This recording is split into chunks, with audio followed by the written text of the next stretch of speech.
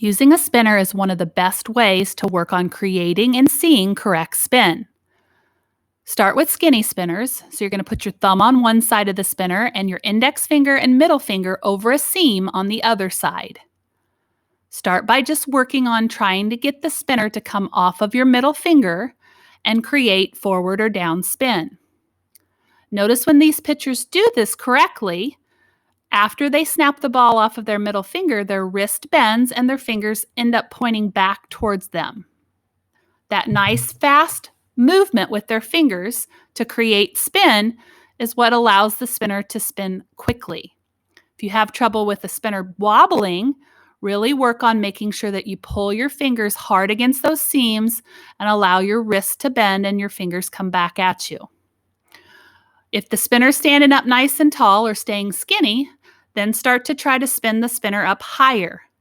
Notice with these pitchers, after they spin the spinner, their hand follows it up. They don't stop it. That kills momentum. We want to get in the habit of, after we spin the spinner or the ball, that our hand always follows it up. Once they can do that, they're going to start putting a circle on and trying to maintain that good spin. All of these pitchers are doing an amazing job with their spin, so they're challenging themselves to go up higher. When you push yourself outside your comfort zone, it's normal to see mistakes with accuracy. Don't worry about that. Keep working on pushing yourself. The other way you can work on fastball spin is by flip-flopping the spinner. So you're going to hold it cross grip. You're going to go through the exact same sequence. On this one, if it's coming off of your middle finger well, you're going to see the spinner flip-flop end over end, or it's going to look like a ball spinning if it's spinning nice and fast and staying forward. If you don't see that spinner going forward, more than likely the spinner is not coming off of your middle finger. So really work to feel that spinner come directly off that middle finger. Once you can do things correctly with a little snap, start to try to go up a little bit higher. Again, without an arm circle first, and then adding your arm circle to it and challenging yourself to go up higher. If you have the ability to go outside where you don't have a ceiling or roof confining you, this is an extra great way to challenge yourself to get stronger while working on your spin.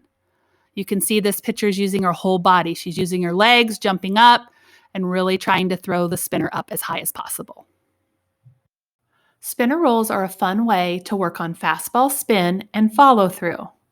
When gripping the spinner, make sure your index finger and middle finger are over seams on one side of the spinner, and your thumb comes along on the bottom of the spinner. If you have a wall, this is a great way to start learning spinner rolls. Stay pretty close to the wall, start your arms equal and opposite of each other, and practice pulling your arms together, releasing the spinner off of your middle finger and making sure that your hand finishes towards the wall.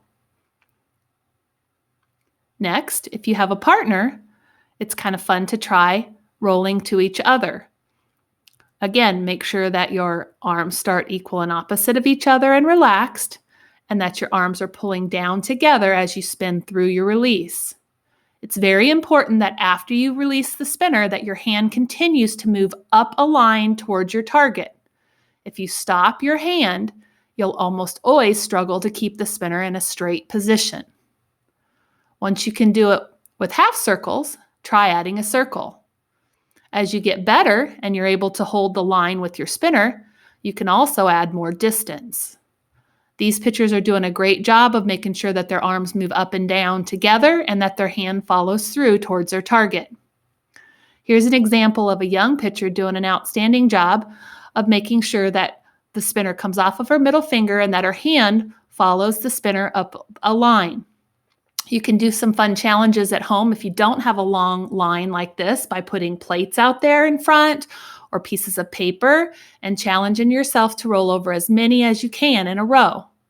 This is a great way to monitor progress too. So let's say you could only roll over 3 plates today. The next day you do it, see if you can get over 4. If you have a really long space, this is a super fun way to see how efficient you are at staying behind the ball on release. You can see that pitcher came across the line just a little, and the spinner, of course, rolled the direction of where her hand went. Keep in mind that distance magnifies mistakes, so once you can do a skill from close, adding more distance will challenge you and make sure that you're gaining strength and power within those good mechanics.